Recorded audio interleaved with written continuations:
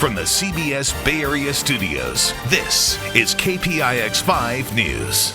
Welcome back to KPIX 5. This morning time now is about 6:30. I'm Melissa Caen. Devin Feely has the weekend off. And here's a recap of this morning's top story. Northern California wildfires amid hot, dry, and windy weather conditions. The most significant right now is the Ink Fire in northern Napa County, which has burned 50 acres and is 75% contained. The Sand Fire burning in neighboring Yolo County has 0% containment.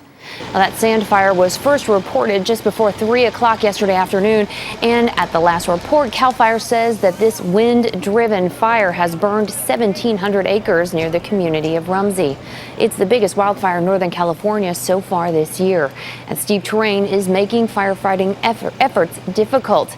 Now, because of the fire, State Highway 16 remains closed between Highway 20 and the town of Brooks.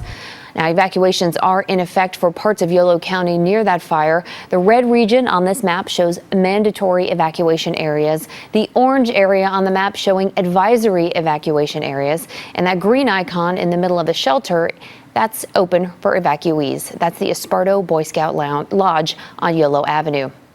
Now, PG&E has shut off power in Butte and Yuba counties this morning after high temperatures and strong winds have raised fire concerns. Now, this will affect about 16,000 customers, and they don't expect to restore power until midday today.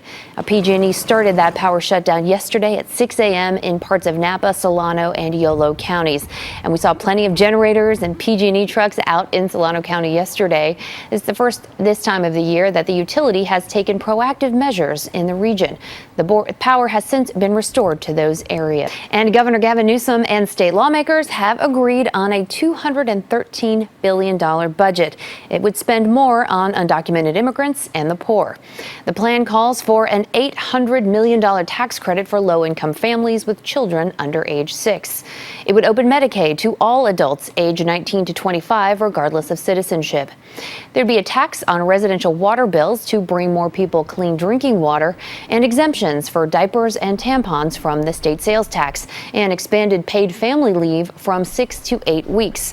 Newsom and the lawmakers have until June 15th to iron out the details. And this afternoon, members of a striking teachers union will vote on whether to ratify an agreement with the New Haven Unified School District. And if they pass the deal, they could all be back at work tomorrow for the last week of the school season. The district has campuses in Hayward and Union City, and under the deal, union members would get a 3% raise, plus a 2.5% bonus. They'd also get a 1% increase every year, and another 1% on top of that if school funding legislation gets passed.